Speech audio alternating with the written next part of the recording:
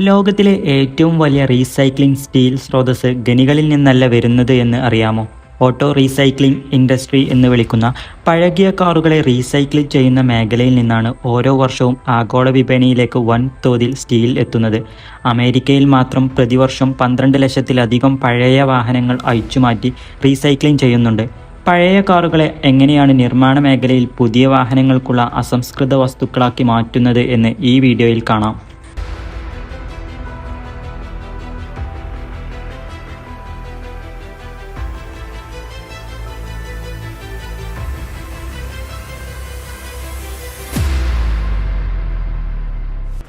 നിങ്ങൾ 45 ലക്ഷം രൂപക്ക് വാങ്ങുന്ന ഒരു കാറിന് 10 വർഷത്തെ ഉപയോഗത്തിന് ശേഷം എത്ര മൂല്യമുണ്ടാകും? ഈ ചോദ്യത്തിന് പിന്നിലുള്ള ഓരോ വർഷവും ദശലക്ഷക്കണക്കിന് പഴകിയ വാഹനങ്ങൾ അഴിച്ചുമാറ്റി തകർത്ത് പുതിയ അസംസ്കൃത വസ്തുക്കളാക്കി മാറ്റുന്ന $60 ബില്യൺ വ്യവസായമാണ്. ഈ പ്രക്രിയ ലക്ഷക്കണക്കിന് ആളുകൾക്ക് തൊഴിൽ നൽകുകയും ലോഹങ്ങൾ വേർതിരിച്ചെടുക്കുന്നതിനുള്ള ചെലവ് കുറയ്ക്കുകയും പരിസ്ഥിതി ആഘാതം ലഘൂകരിക്കുകയും ചെയ്യുന്നു. പുതിയ ലോഹങ്ങൾ ഖനനം ചെയ്യുന്നതിന് അപേക്ഷിച്ച് ഓരോ റീസൈക്ലിംഗ് ചക്രവും 74% ഊർജ്ജം ലഭിക്കുന്നു. ശരാശരി ഒരു വാഹനത്തിൻ്റെ ഭാരത്തിൻ്റെ 75% വരെ സ്റ്റീൽ, അലുമിനിയം, ഗ്ലാസ്, പ്ലാസ്റ്റിക് എന്നിവ വീണ്ടെടുക്കുവാൻ സാധിക്കും. ഒരു കാറിൻ്റെ ആയുസ് അവസാനിക്കുമ്പോൾ അത് റീസൈക്ലിംഗ് പ്ലാന്റിലേക്ക് എത്തിക്കുന്നു.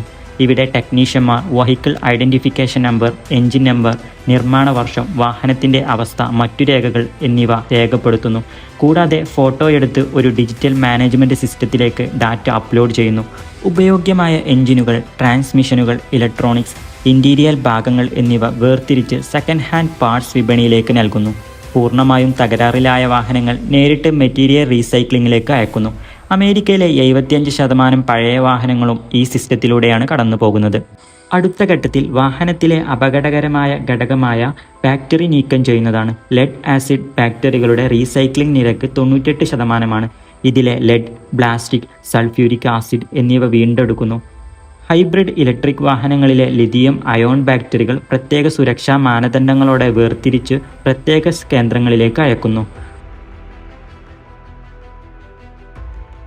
തുടർന്ന് കാറിൽ നിന്നും petrol, engine oil, transmission fuel, brake fuel, coolant എന്നിവ പൂർണ്ണമായും ഊറ്റിയെടുക്കുന്നു. വാഹനം അമർത്തിപ്പിടിച്ച് ഒരു സ്റ്റീൽ പൈപ്പുമായി ഉയർന്ന മർദ്ദത്തിലുള്ള വാക്യൂം പമ്പ് ഉപയോഗിച്ചാണ് ഇവ മാറ്റുന്നത്.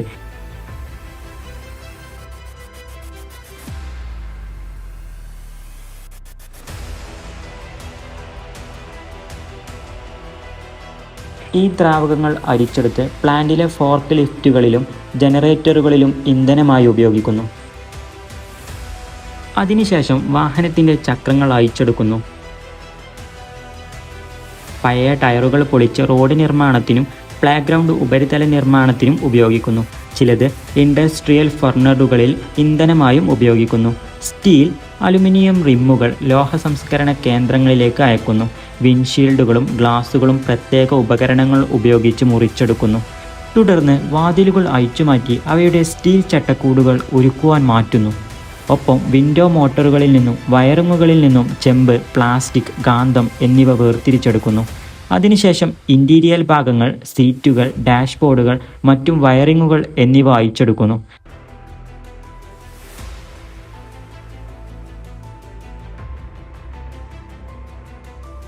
അവസാനമായി എൻജിനും ട്രാൻസ്മിഷനും അഴിച്ചുമാറ്റി അവയിലുള്ള അലുമിനിയം, സ്റ്റീൽ, ചെമ്പ് എന്നിവയും വേർതിരിച്ചെടുക്കുന്നു.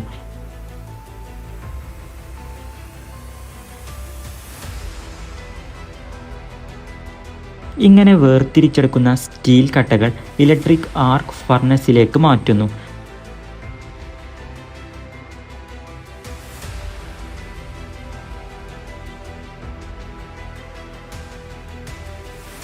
പതിനായിരക്കണക്കിന് ആംബിയർ വൈദ്യുതി കടത്തിവിട്ട് 1600 ഡിഗ്രി സെൽഷ്യസിലധികം ചൂടിൽ ഈ സ്റ്റീൽ ഉരുക്കി ദ്രാവക രൂപത്തിലാക്കുന്നു. തുടർന്ന് ലൈമും ഫ്ലക്സും ചേർത്ത് മാലിന്യങ്ങൾ നീക്കം ചെയ്യുന്നു. ഓക്സിജൻ ഉപയോഗിച്ച് അനാവശ്യ മാലിന്യങ്ങൾ കത്തിച്ചു കളയുന്നു.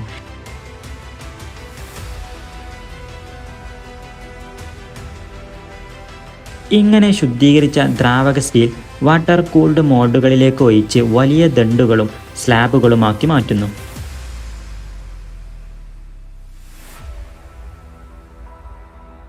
പിന്നീട് ഓട്ടോമാറ്റഡ് തെർമൽ സാഫ്സ് ഉപയോഗിച്ച് ഇവയെ നിശ്ചിത ഭാരമുള്ള കഷ്ണങ്ങളാക്കി മുറിച്ചെടുക്കുന്നു. ഈ ചൂടുള്ള സ്റ്റീൽ ബിറ്റുകൾ ഹോട്ട് റോളിംഗ് മില്ലിലേക്ക് കടത്തിവിടുന്നു.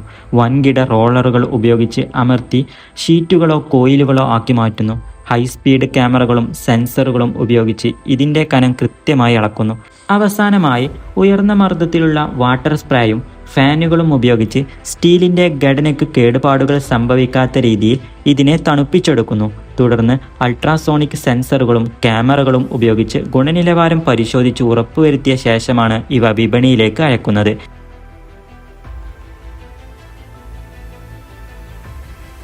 ഇങ്ങനെ ഒരു പഴയ കാറിൽ നിന്ന് നിർമ്മാണ മേഖലയ്ക്കും പുതിയ വാഹനങ്ങൾക്കുമുള്ള ഉയർന്ന ഗുണനിലവാരമുള്ള സ്റ്റീൽ വീണ്ടും ജനിക്കുന്നു. ഇതുപോലുള്ള വീഡിയോകൾക്കായി ചാനൽ സബ്സ്ക്രൈബ് ചെയ്യൂ. Thanks for watching.